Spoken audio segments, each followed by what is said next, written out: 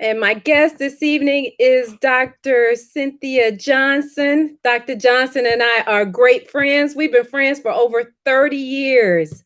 Um, I said we go back to the days when we had high buns and all kind of strange hairdos. This is my dear friend. Dr. Johnson is the director of Pinellas County Office of Small Businesses and Supplier Diversity. And she also is the center director for the Florida Small Business Development Center in Pinellas County. So, Cynthia, the way we start is we start with a prayer and we'll just jump right in and let you introduce yourself and tell us a little bit more about yourself and open ourselves up for questions as well. Okay? Sounds good. All right.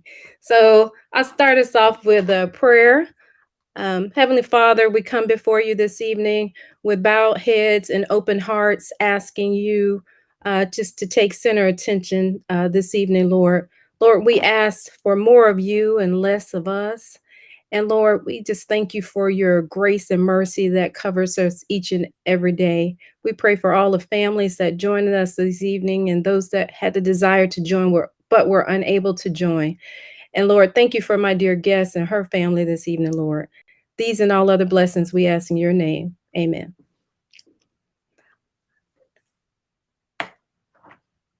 All right. So Cynthia, that those titles are wonderful. Small business and supplier diversity. Tell us a little bit about what you do. Well, first of all, I just want to say thank you for the opportunity. I think that, whenever we can not only fellowship and have an opportunity to talk about life, family, and finances, is always a good night.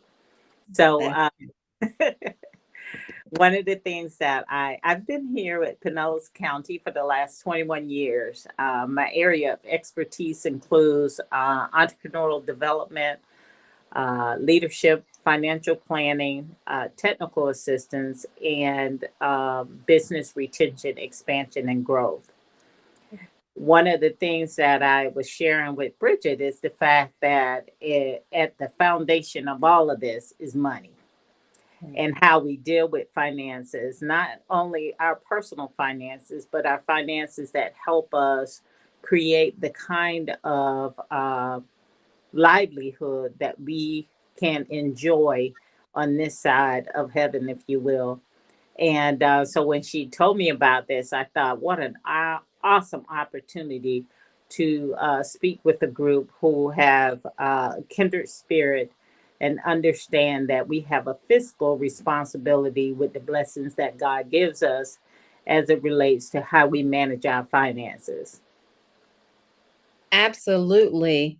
And I think we're always learning, how to do things better and improving our knowledge of our financial responsibilities. You and I talked about, what are those things available to small businesses as well as our families. We talked about the family business and the family finances, and you know those things align for us whether we know it or not.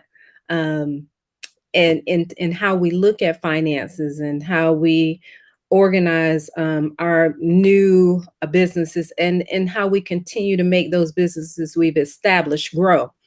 Yeah. One of the things that when you say our family and finances, oftentimes we create our financial habits based on our family habits.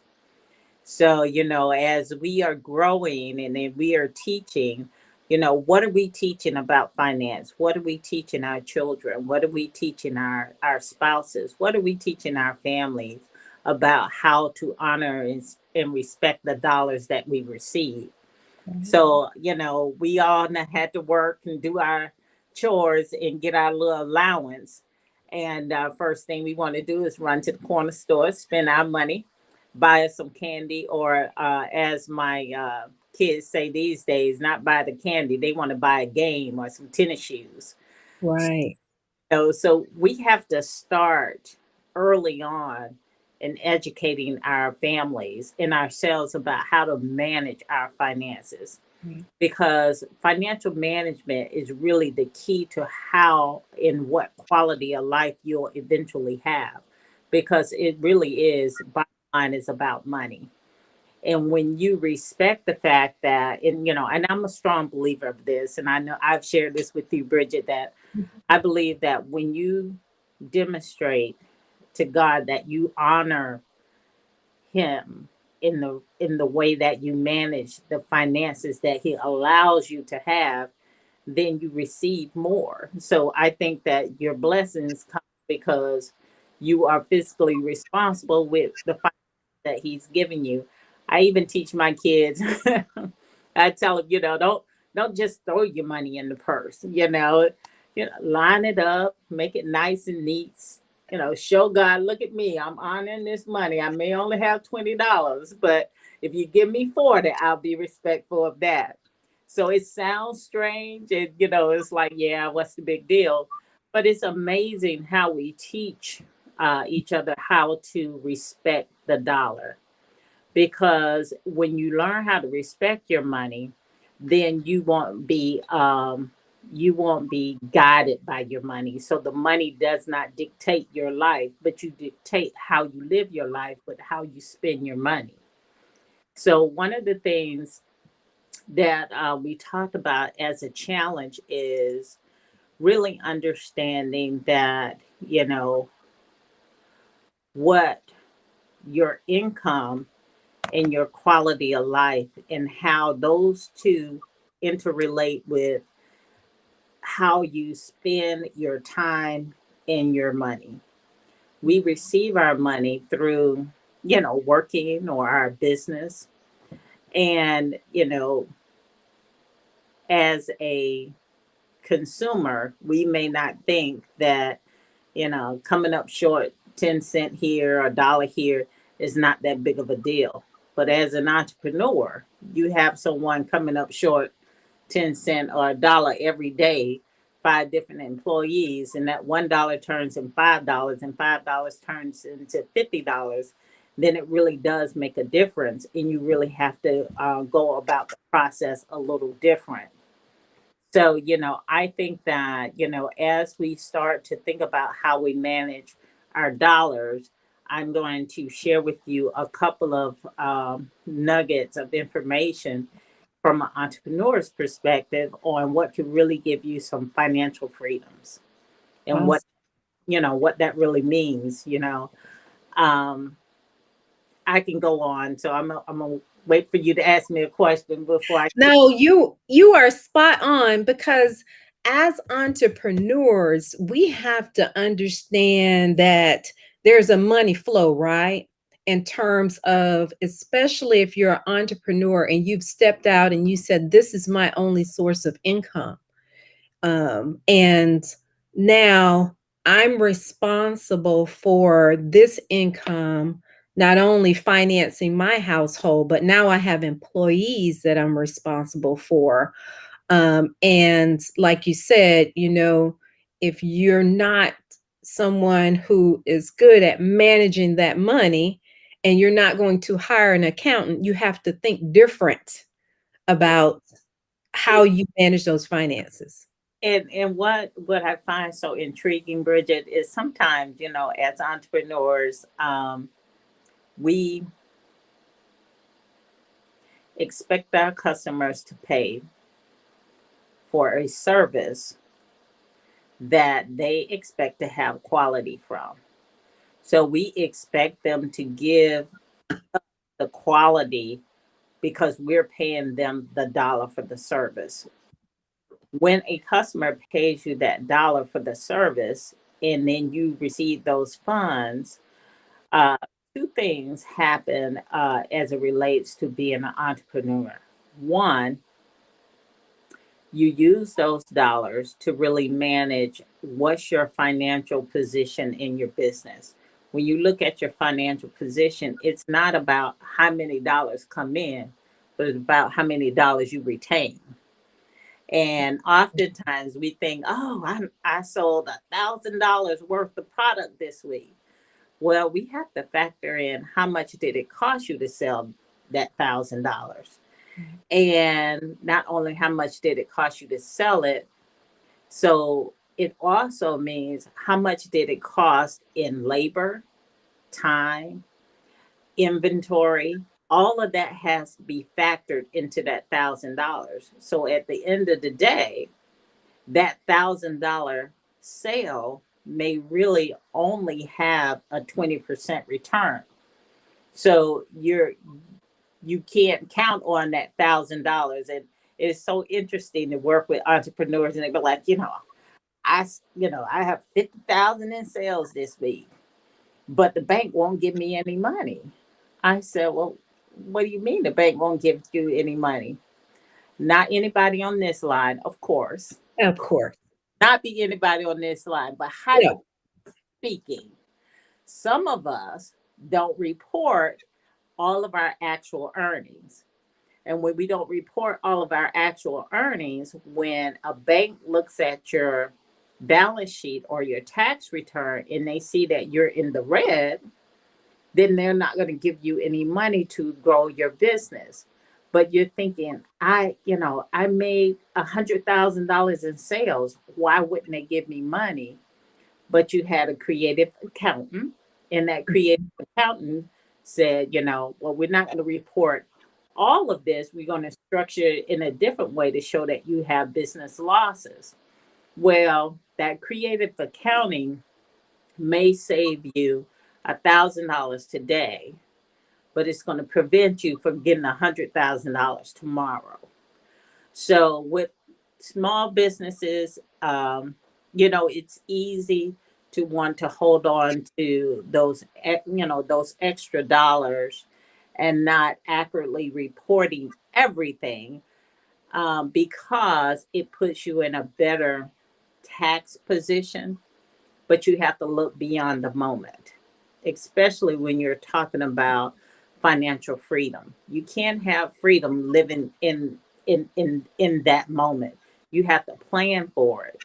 And when you plan for it, you have to accurately demonstrate your income and what your retained earnings are. So after you've made that, $100,000 and you paid all your bills, what's left in the bank? That's really what your business is worth. It's not, all of the sales that you make, but it's actually what are you retaining? Because it's those retained earnings is what a bank is going to base your credibility and your ability to pay the money back. So even though you may have 100 customers out there, if you're demonstrating that you're not retaining any of that money, the bank is in the business of making their money back. So they're gonna be thinking, well, if your bottom line is red, I don't know if you're a good person to make an investment. And that really just goes back to the fact that we have to have financial advisors, whether it's your bookkeeper or your accountant, who really understands that as an entrepreneur, it's not a hobby. This is your livelihood. So you have to spend that extra dollar to invest in the foundation. We all know that if you don't invest in the foundation and you build your business on sinking sand, it's going to sink. Absolutely. Absolutely. Talk about the business versus a hobby, because you and I had a conversation about that. And I love the way you looked at it. You were like, is this a business or is this a hobby? Because there's a distinct difference between the two. There's a distinct difference between the two. Sometimes we think because we make the best cookies, everybody wants to eat them. And, if you're making cookies and you're giving them away, that's a hobby. If you're making cookies and you're selling them, but you don't even know what it costs to make a cookie. You just see the person next door selling their cookies for $2. So you figured I sell mine for $2. But you make a gourmet cookies and you want almonds and chocolate chips and raisins and you want a Neiman Marcus cookie. You know, it's gonna cost you $3 to make it, and you selling it for $2. That's because you haven't taken the time to really understand what is the cost of doing business. And it really is okay for when you're doing business to really value your product or your service and to require that payment for your product or service.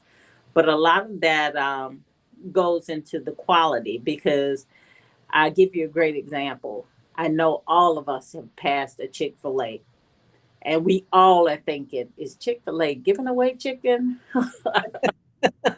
What is Chick-fil-A doing? But we all are get in that line and wait for 40 Yes. to give them $10 for a chicken, and we do it with a smile. Here you Take our money. take our money for that $10 chicken sandwich, and we do it with a smile. But when you get it, it's fresh. The customer service is excellent, and the quality is there. So you don't mind spending that extra time or money when you have good quality and good service.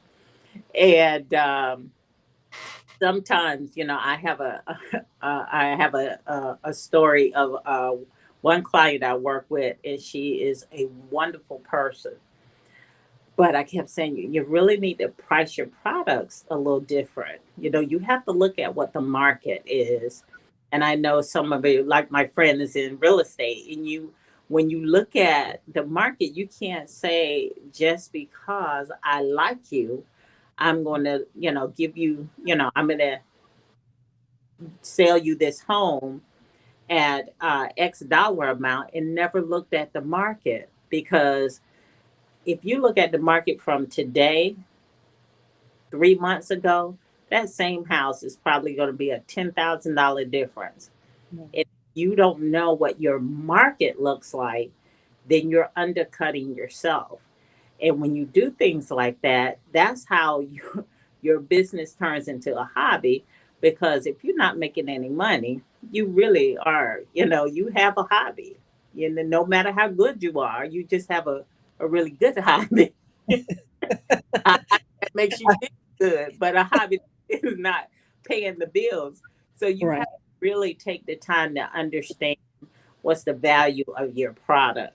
And when you understand the value of the product, then you are more comfortable about asking for the price that is aligned with the value of your product. Then that way, you're actually making money that one sustains your business, allows you to grow, and allows you to do what we all enjoy doing, and that is creating the opportunity for someone else. Right. Absolutely. You know, Cynthia, it's funny you should say that because when we look at our product, right, and we look at everything that goes into our product, and you have to break it down to that degree in terms of I'm trying to think. I made signs at one time. I guess the financial freedom family says, what haven't you done? But you know, I see something and I try it. Um, and what I had to do is look at what it was I was spending. It was a hobby based on the formula we just went over. It was a hobby simply because the wood cost me so much. Um the paint was another expense that I had, and then the labor that went into putting the signs together. And so when people were pricing it, when I put it online to sell it and they wanted to negotiate, I had to decide, you know, um that was that price, or how I have my product price, is it accurate? Yeah, your I price. did my research. I did some benchmark data. Let's look at what everybody else is selling them for and what's the quality that I put into mine and the time, and everything. And I think that this is a fair price. And then I quickly learned that that hobby was not going to generate me the income that I thought it would. be, and I'm happy to step out if it's not doing what I anticipated to do, um, Well, and you move to know, something different. that's part of that's part of your business growth. You know, as an entrepreneur, you have to be in a posture of continuous improvement and change. So, in order for you to have long term success with your business, you have to continually look at a couple of things. You have to look at one, have to look at your balance sheet. Not all balance sheets balance, but they're called the balance sheet because they should. you know, so you have to understand and look at your balance sheet and make sure that what you are doing, what you're bringing in, what your revenues are, and your expenditures are creating a balanced system so that you are, really leveraging the opportunity to create more opportunities for someone else with your business. The other is when you start to consider your product and what it takes to make that product or provide that service, and you haven't looked through your financial lens, that should be one of the first steps in, looking at how you are going to decide what's going to be a good product or service or what's not going to work for you. And it doesn't mean that you have to do everything at the exact same level, especially if you are a startup company. You can phase out your business. You can have one line, back to the cookie maker. You can have one cookie type that you make, but as you sell those, start to make a profit, then you go into another line. So you add to your selection of products. And oftentimes, when we have goods, we want to buy all this inventory, and inventory looks good when it's in somebody else's pocket and not sitting on your shelf. Because Right. Absolutely. inventory is money and you can't have it just sitting on the shelf, just making it look like you're in business. So you have to understand what your inventory cycle is. And what an inventory cycle is, it's the time from which you place the order and you provide the goods or service to the customer. How long does it take that order to turn into money in your pocket? So that depends on what are your net payment days. Do you say, hey, you have to pay me in 30 days? So your inventory cycle is 30 days. Or is it net 45? So you have to factor in that inventory cycle what it would take to take this order, process it, either manufacture what you're doing or fill the order supply, actually send it out back out to the customer. What's that whole cycle? How long does it take for that one order to turn into real money?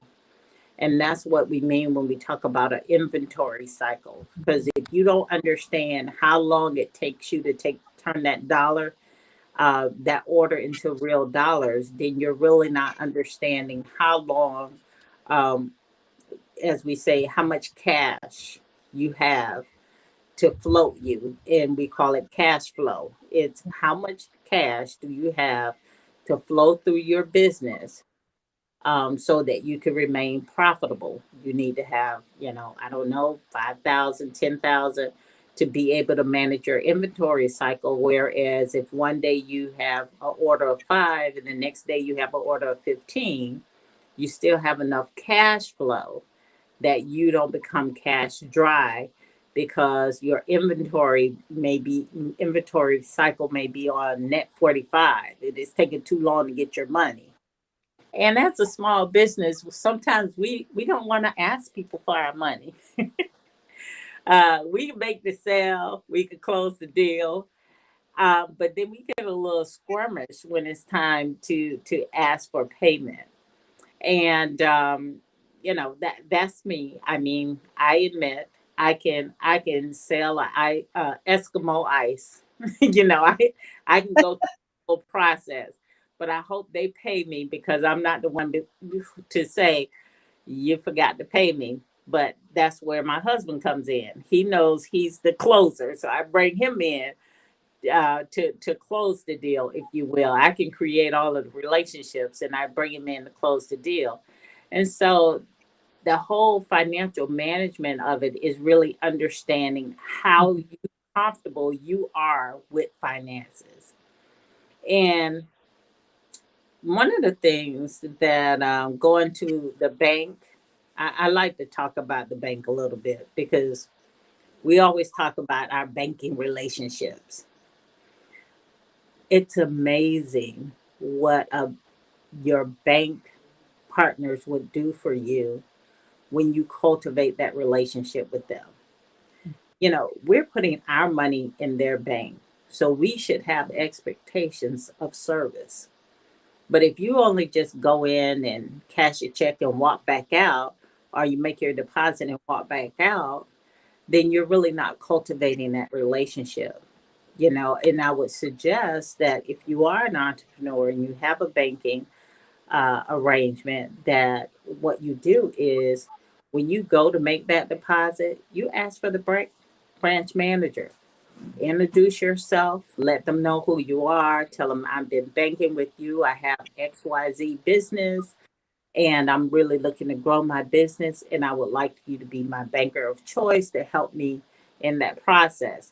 Just kind of do an introduction and let them know that your expectation is for them to be part of your team. So when you do need them, you're not a stranger. You're not somebody who's filling out that loan application and then like, now who is Bridget? Never heard of her. And but if you go in there and you create that relationship, and it's amazing. But people are people, and they like to do business with people they know. Absolutely. You take the time to cultivate that relationship, then it puts you in a better position to be able to secure that loan or secure that financial opportunity when it's needed. And Cynthia, that's so important, and that's something that we don't think about because we're in and out. We're in and out the bank, and so you're right. We're just a name on a paper if we don't have the relationship with that banking institution. And I've been guilty of it too because everybody's on a time crunch. But take the time because again, I love the way you said you want them to be a part of your team. So when you come asking, they know you. Yes, I know Dr. Johnson. She's always in here. She banks with us. Just saw her last week, you It's know. amazing that they did become your walking billboard. You know, Right. if you sell signs and they may need a sign, then they be Mhm. like, they may come to you and say, you know what, we need a sign. Put up our COVID signs. We need a sign. And I know that COVID has really changed the way that we engage.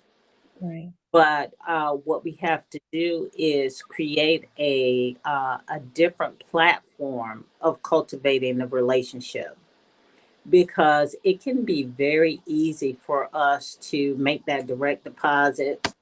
Hit the button, make that direct deposit, scan our checks in, and never really connect with your financial institution because everything is done electronically. Well, we all know, as we are experiencing tonight, that we have a lot of virtual platforms for developing relationships and maintaining some human connection through video communication. So if are not, physically going to the bank right now, I would call, and I would, just ask for the commercial banker, and basically just introduce yourself and tell them, I just want you to know that I've been banking with you, and I have a business, and I have my business account there, And though I may not be entering the bank often, I just wanted to maintain my banking relationship with you so that, if you come across opportunities for my type of business, you have my contact. And as I work with my clients, I'll, make sure that I let them know what great banking relationships here are with this bank. And don't Right. be afraid to make them compete for your money. you know Right, right. That we learned that in one of our other sessions. They talked about ask the bank for perks. What are you offering? What do you have to offer us if we open our account with you? Because we have choices, right? We don't have to go with the big name banks. We want to go with that bank who's giving us the best service, giving us the best perks, if you will, so that it helps to add to our business. yeah, once when you're asking when the bank is holding your money, that puts you in a very that puts you in the winner's seat, in the sense that you get to have expectations for engaging with them, for them being good fiscal managers over your dollars. And oftentimes they have small business programs. They have incentives. If your employees use their bank, you can ask them, and I would ask them weekly. Right now, the bankers have such a opportunity with small businesses from the PPP that the federal government put in place, and the banks had to administer that. So they got to meet small businesses they probably never knew were in their community. Right. So now you are competing with, maybe some people who weren't traditionally there, and you don't want to be another name on the spreadsheet. you Right. know they come across your account, they want to have some account association. They want to be able to associate that account name with something. And I tell you, it's amazing what a conversation can happen, or the fact of just leaving them your business card. If you have, if you do promotional items, leave them a little whatever to let them know that, hey, my full expectation is for you to be part of my team, and use team language with you. Bridget, I remember we talked about language, Right. fact that we have to start talking financial language. We have to talk about our debts and our assets, and the fact that we are looking for a fiscal return, and that our cash flow needs to be put in place. And that's what happens a lot of times when we have these financial workshops, is people don't like to talk about their money. Like it's a taboo or something. Huh? So No, no, no. Now I you're got in my business. you in my business, Dr. J. Don't ask me about my money. Um, but you know what? We have to talk about our money. Right. You know, Absolutely. we have to talk about our money, because if we don't understand our books, then we make ourselves vulnerable to others who may not take the time to ensure that the care and love that you put in your business is reflected in your bottom line. Right. So little things, get overlooked. Oh, that was just $20 a late fee that somebody didn't pay. Well, that's $20. You want your fee. You put it on there because you expect to be paid for it. So, those relationships are so vitally important. When Relationship are. Sorry, Siri's gonna try to help me out a little bit. Sorry about that, Dr. Johnson. No problem. No problem. But Siri is right. Relationships are and you definitely have to have the relationship when you're talking about financial management. The other thing is, Everybody knows the 5 C's. Your credit, Mhm. your credit, your credit. Your credit is very important. Uh, Yes. Credit is something that uh, is very easy to get out of whack, and it's very difficult to get back aligned. And your business credit, you have a business credit score, and then you have a personal credit score, and they are not always the same. So, as an entrepreneur, many of us start our businesses off as sole proprietors. And so all of our credit is taken off of our personal history. So if we are in the posture of maximizing our credit cards and we feel good about the fact that we pay the minimum payment every month, we are not creating a good credit history for our business or ourselves.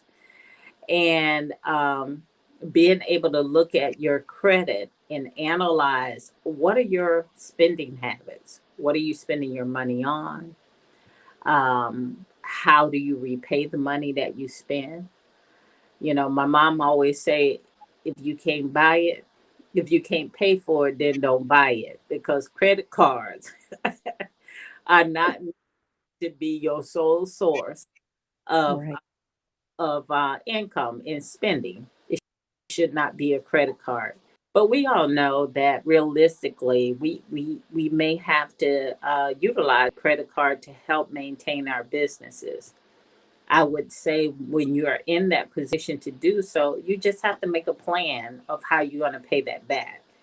And it can't be the minimum payment every month, because one, you're going to end up paying too much in interest to the bank. And then Right. two, it's never going to get you to the position of where your credit is improving. But there are so many resources out there to help us with our credit. And because, especially in the Black and Brown community, and I'll be specific, um, we don't share about our financial position with individuals. We allow our credits to go unchecked, meaning either we don't know what it is, or we know what it is, but we don't want to go and get assistance to get it fixed because we don't want nobody else to know what it is. Right, right. And you can't be that way. You can't want the great credit score and hide behind a bad credit score. You I, have to get the help you need to improve it, you and know? it's like AAA. It says that your first step is admitting that you have a problem. Right. The first step to restoring your credit is acknowledging that your credit has an issue. And if we're not taught how to manage our finances, our credit is definitely going to reflect that behavior. Right. Because a credit score is really a behavior score. It is the score that you give for what behaviors you have for managing your money. So you pay it on time, you don't overextend yourself, and then those behaviors usually produce a higher credit score. But when you overextend yourself and you pay minimum, you max out your cards, that behavior leads to a lower credit score.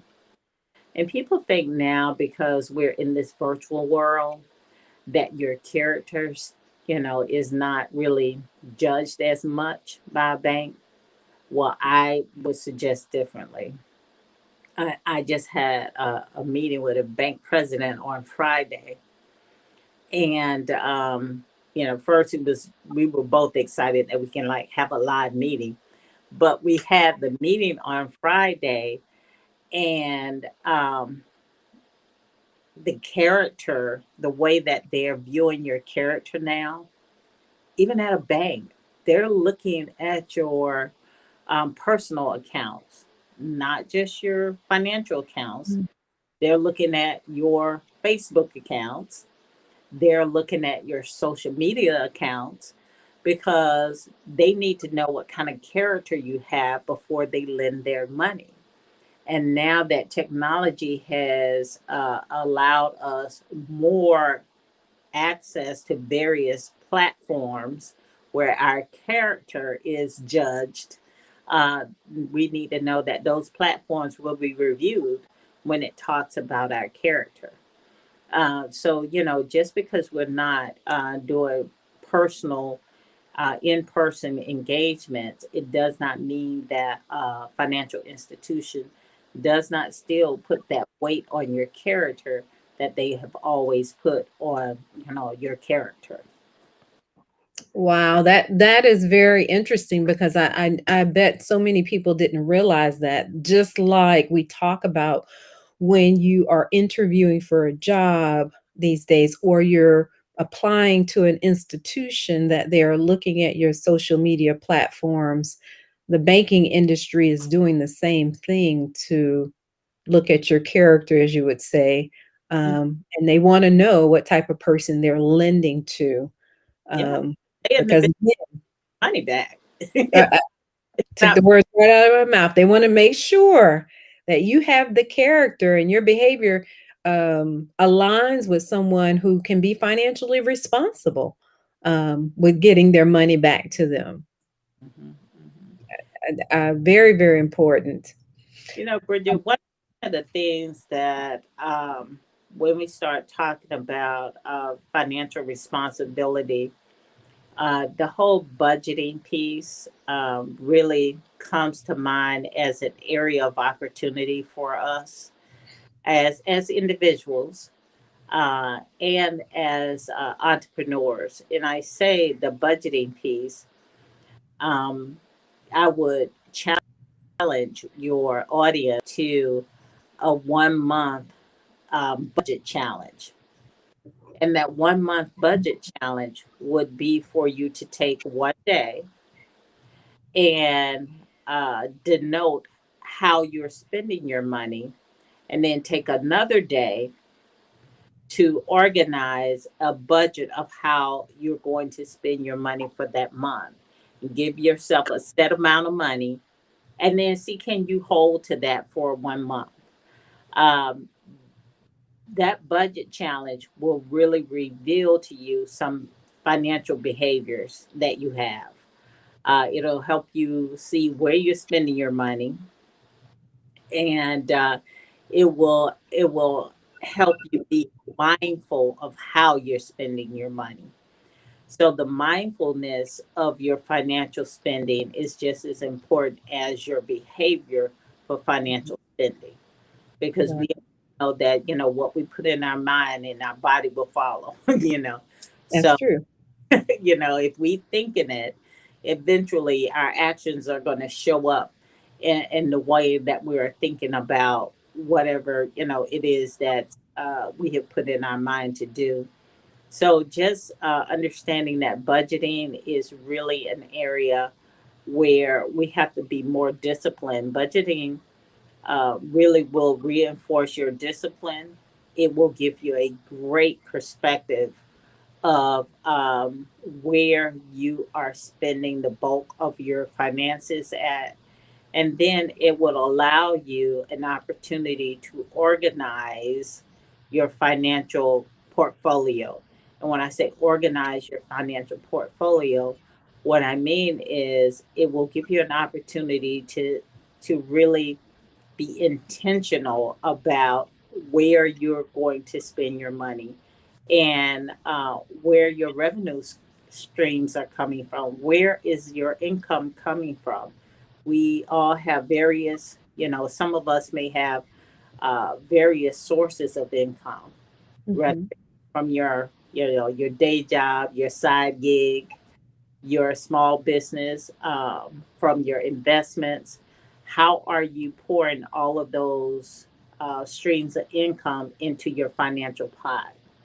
And when you pour it into the financial pot, how are you allocating? Where does it go? Absolutely. Your financial portfolio is so very important. And, you know, one of the things as you were talking, it reminded me of is as a small business owner myself, or a couple of different businesses, when we look at things, are we one, we're budgeting, and then two, are we planning? And then how did we perform against the plan, right? And I've said this before, every household, even if you don't have a small business, is a business. Oh, Because if you are if you are budgeting, if you are planning and you have goals, all of that really needs to be documented so that you know how you're performing. You may be outperforming your goals and objectives, but if you're not documented, do you truly know, or is it just a feeling that you have that I'm doing good? Because sometimes I can tell you from personal experience that feeling is misleading because you may have forgotten something, along the way. Oh yeah, I forgot that. I forgot that one bill. I didn't take an account of that. But mm, and sometimes with me, I can be analysis paralysis. You want to move forward, but I want to make sure I account for everything too. mhm. So, if we're going to the bank and getting a loan, Cynthia, what I found is sometimes we don't think about that interest rate over the period of time of that loan, and then what's my plan for repayment of that loan. um What's the payment? And and when we talk about the whole loan process, what would be really good for your viewers is to, you know, understand when we talk about as an entrepreneur going in and getting a loan, the best time to do it is when you don't need it. And you are positioned to be able to plan for the day that you do need the loan.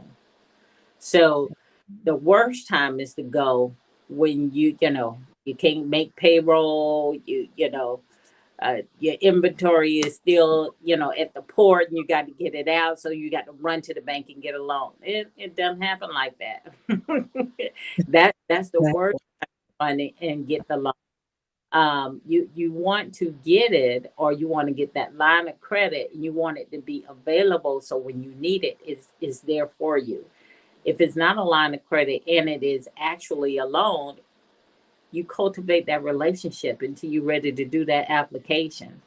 Then when you do that application, then you have a better probability of you being successful in obtaining that loan.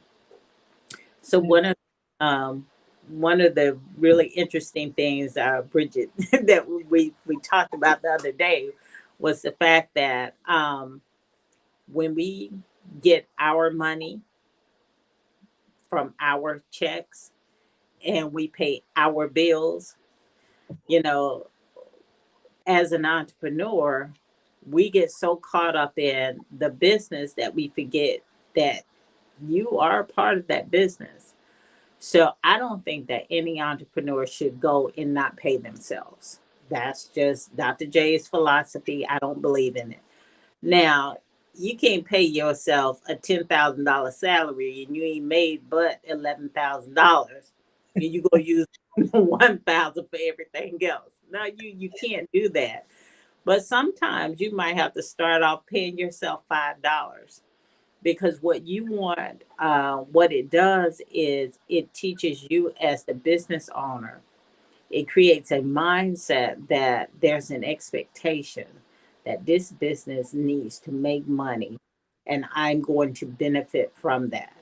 And so Absolutely. you start paying yourself, like I say, $5, whatever that small amount may be. But there is an expectation, like every other employee, at the end of the day, you want your $5. So what Absolutely.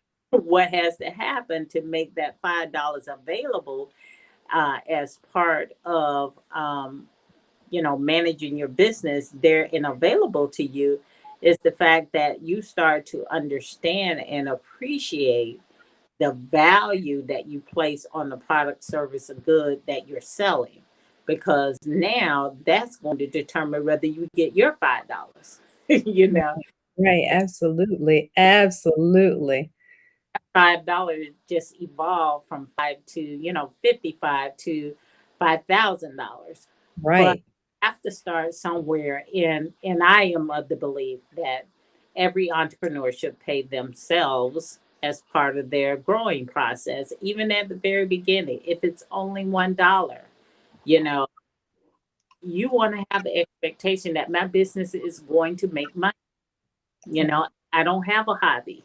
you know, Exactly. And I'm an employee of this business, you're an employee of right? this business. You are, Absolutely. I'm you on know, the team. yeah, we all are gonna do sweat, in provide some sweat equity as just Right. being an entrepreneur. But you don't want to just only provide sweat equity. You want more than your sweat equity. You want some green. You want some your because that's at the end of the day, it is about financial gain. It is about making money from the product, service, or good that you are selling. And it's okay. It's just the fact that you can't get consumed by making the money, that it compromises not only your product, your service, your integrity, or your reputation, but it is one of those things. It's kind of like, how we have our kids and they go off to college and they may come back and some of their friends say, oh, went off to college, now you talk all proper and you do all, you know oh, you know so much, and you're darn right, you're supposed to know a lot, you're supposed to talk with correct English, you're supposed to be different because you invested in yourself and you went to college. Absolutely. Absolutely. It was an investment. You didn't go for nothing. You didn't go for it's an investment. That's To like with return the same. It's okay to make money with your business. That's As why you're doing it. You don't absolutely. let anybody tell you that you shouldn't be making money or you shouldn't be paying yourself into the third year. No, this is a business. Now, at the level in which you pay yourself may fluctuate. Right. However, you have to honor yourself as you honor your business. And I believe that you are entitled to that financial reward for all of the work that you put into that business. Right. Absolutely. Well, Dr. J, can I say Dr. J now? I love that. But It's been a pleasure having you this evening. There's never enough time to just dig into Dr. J and get all the goodies out of her because there's another segment. We are praying that she will come back and talk about the household finances. And, that we had a very in-depth conversation about couples and how they look at the finances. And I know Dr. J's husband and she knows mine. And that could be a very interesting conversation for us to have. But it is so vitally important that, you know, as as couples, husband and wife, or you look at your finances and how you look at your finances, as well as how you look at your finances for your small businesses. because we all have different lens by which we, view things. And, men and women are very different, and we have a very different perception, Yeah. especially when it comes to finances. But when we are one union, there are some things that we have to do that is aligned with our union. And so that should Absolutely. Well, look, we're out of time, but if we could have you come back, that have would be so awesome. I really appreciate you, my friend. It's so good to see you. you too. Uh, I wish I could just go through the screen, give you a big hug, because I miss you so dearly. But knowing that you'll come back is music to my ears. And thank you so much for joining us this evening.